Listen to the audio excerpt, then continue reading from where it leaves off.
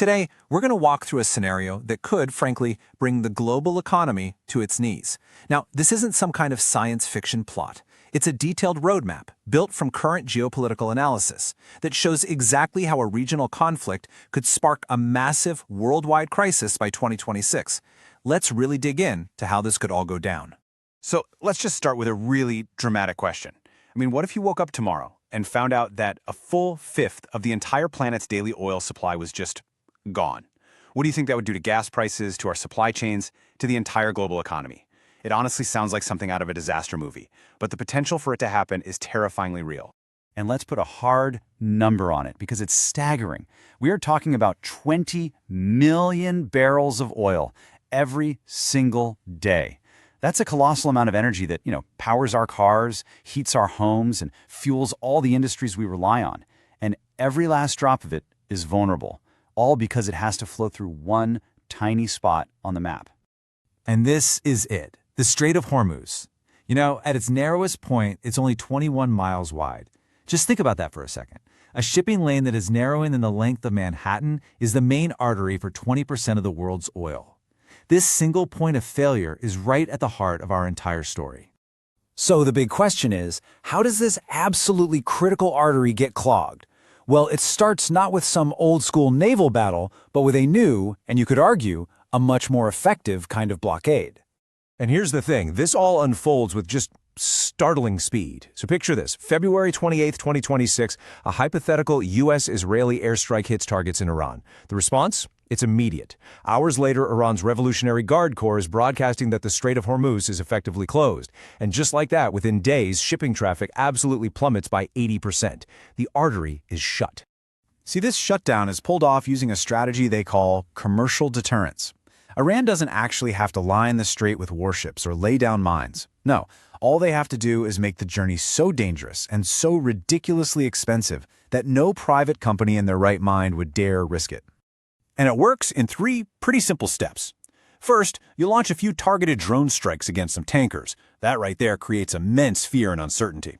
Second, you start aggressively jamming all the GPS signals, which turns navigation into an absolute nightmare. And third, well, this is the final blow.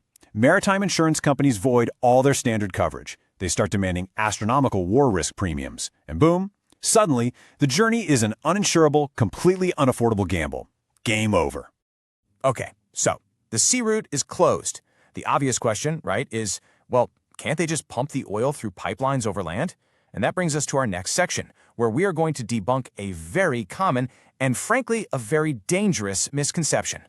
This quote from the analysis just gets right to the heart of it. For years, corporate and government planners have just assumed that pipelines are the magic fix, the easy workaround. But that assumption is just like it says here, deeply flawed.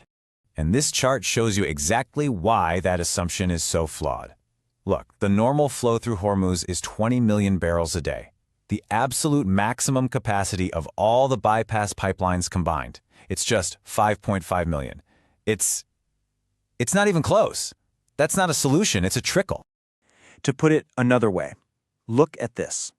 Over 72% of that oil is physically trapped inside the Gulf with no way out. For the vast majority of that supply, there is simply no plan B. It's stuck. This is a geographical nightmare for some of the biggest producers in the world. Countries like Iraq, Kuwait, and Qatar are almost entirely dependent on the Strait of Hormuz. So when it closes, their economies are essentially landlocked. Their number one export product is just sitting at the port with nowhere to go. Okay, so with over 14 million barrels of oil trapped every single day, what does that do to the rest of the world? Well, this is the part where a regional crisis goes global, creating a perfect recipe for something called stagflation. The market reaction is, as you can imagine, immediate and absolutely brutal. So before the crisis, let's say oil is around $82 a barrel. The initial shock immediately sends it jumping 10 to 15%. But if that shutdown continues, analysts project prices could rocket up into the $100, maybe even $150 range. That is a price shock most of us have never, ever experienced. And a sustained price hike of that magnitude, it triggers what economists fear most, a stagflationary shock. So what does that actually mean for you? Well, It means global inflation, which we've all been struggling with, would just reignite. It means central banks would have to slam the brakes on any interest rate cuts, making mortgages and loans way more expensive. And it could even drag down stock markets by a projected 13%. And look, while this is a global problem, it definitely does not hit everyone equally. A really startling 84% of the oil flowing out of Hormuz is destined for just 4 markets in Asia: China, India, Japan, and South Korea. What that means is that these incredibly powerful manufacturing-heavy economies are just uniquely exposed. Their entire industrial base is powered by oil from this one region. It makes them incredibly vulnerable to the kind of deep economic scarring a crisis like this would inflict. But as absolutely devastating as the oil shock is, believe it or not, it's not the whole story. The final piece of this crisis puzzle is the realization that when a choke point like Hormuz closes, it's not just crude oil that gets stuck. The shutdown creates this massive ripple effect, right? A cascade of failures that start spreading through other equally critical global supply chains, the kind we rarely even think about until they break. For example, Qatar's massive liquefied natural gas facility, it gets forced offline. That alone could cause European gas prices to surge by 50%. And the region also exports up to 18% of the world's seaborne fertilizers, which puts global agriculture at risk. And the disruption to just general shipping? Well, that's even worse. This number it's catastrophic. Dry bulk transits, we're talking ships carrying grain, iron ore, all kinds of raw materials, they drop by 91%. Nearly 300 massive cargo ships are just stuck, unable to get their goods to the global market. The whole system just grinds to a halt.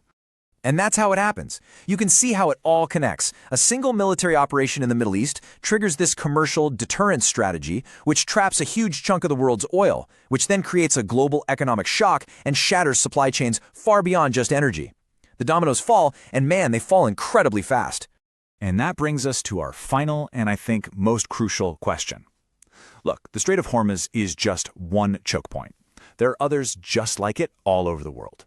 So seeing how quickly this one hypothetical crisis could completely unravel the global order, it really forces us to ask, in a world full of these vulnerabilities, just how resilient is this complex, interconnected system that we all depend on?